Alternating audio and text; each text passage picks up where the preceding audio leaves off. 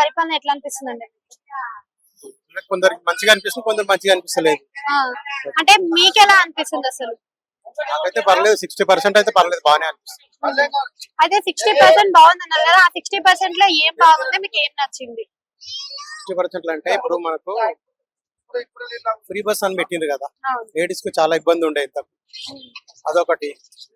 చాలా మందికి ఉద్యోగాలు లేని వాళ్ళకి ఉద్యోగాలు ఇవ్వడం కోసం. అంటే ఫ్రీ బస్ వచ్చిన కాడ నుంచి రేట్లు పెంచేశారు, అసలు ఫ్రీ బస్ వద్దు తీసేయాలని ఆడోళ్ళే చెప్తున్నారు కదా. కొందరికి ఇష్టం ఉంది, కొందరికి ఇష్టం లేదు. దానికి ఎవరికి ఏం చేయలేం కదా, ఎవరెవరి ఇష్టం అది.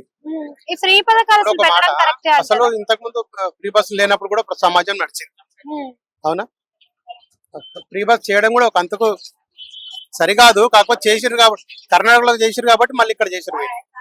దాన్ని బట్టి దాన్ని చూసుకొని అసలు ఫ్రీ పథకాలు పెట్టడం ఎంతవరకు కరెక్ట్ అంటారు? ఈ పథకం పెట్టడమే ఒక తప్పు. అందరు సోంబేరులు అయిపోతున్నారు. ఓకే, అంటే ఇప్పుడు ఇల్లు సర్వేలు చేసినారు కదా, ఇందిరమ్మ ఇంగ్లీష్ అమ్మ అని చెప్పి, సర్వేలు ఎట్లా జరిగింది? సర్వేలు చాలా వరకు బాగానే జరిగినాయి, కాకపోతే ఏంటంటే అది ఎంతవరకు అమలు అవుతుంది అన్నది చెప్పలేదు. వస్తాయంటారా మరి ఈ ప్రభుత్వంలోనే అందరు పేదవాళ్ళకి ఇల్లు? వస్తే రావచ్చు, ఇప్పుడు కొత్తవే కదా ఇప్పుడు వెళ్ళింది ఆయన. ఇప్పుడు ఇంత ఆల్రెడీ గత ప్రభుత్వము మొత్తం అప్పుల్లో పాల్గొనిపోయింది. ఆయన కూడా కోలుకోవాలి కదా, ఒక ఇంటి యజమాని మన ఇంట్లో సంసారం నిలబెట్టుకోవాలంటే ఎంతో తక్లీఫ్ అవుతుంది.